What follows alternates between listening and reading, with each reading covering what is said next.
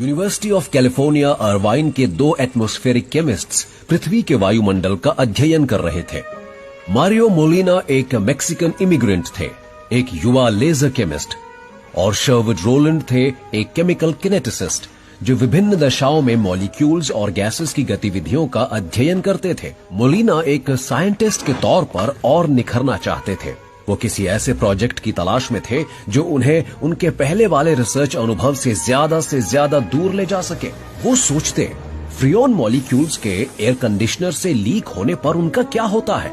ये वो दौर था जब अपोलो एस्ट्रोनॉट्स अक्सर चंद्रमा तक जाया करते थे और नासा भी हर हफ्ते एक स्पेस शटल को लॉन्च करने की सोच रहा था।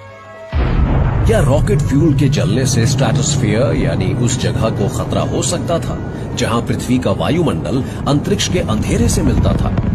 और साइंस अक्सर इसी तरह काम करती है।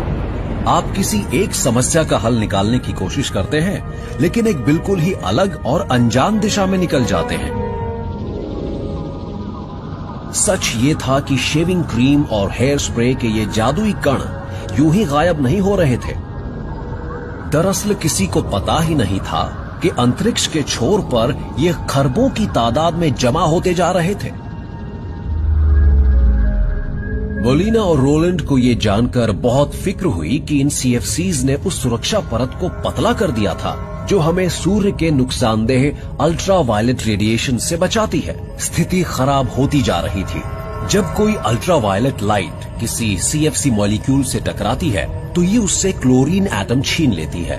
ऐसा होने पर क्लोरीन एटम बेशकीमती ओजोन मॉलिक्यूल्स को निगलने लगता है। जब हमारे ग्रह पर 2.5 अरब साल पहले ओजोन परत विकसित हुई, तब जाकर जीव समुद्र से निकलकर जमीन पर आ पाए।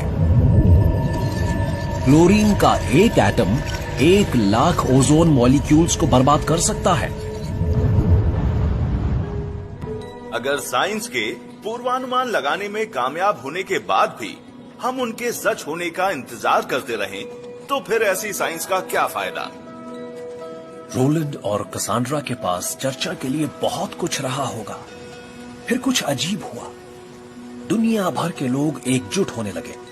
1980 के दशक में उपभोक्ताओं ने मांग की कि कॉरपोरेशन सीएफसीज का निर्माण बंद करें। सरकार ने उनकी आवाज सुनी भी।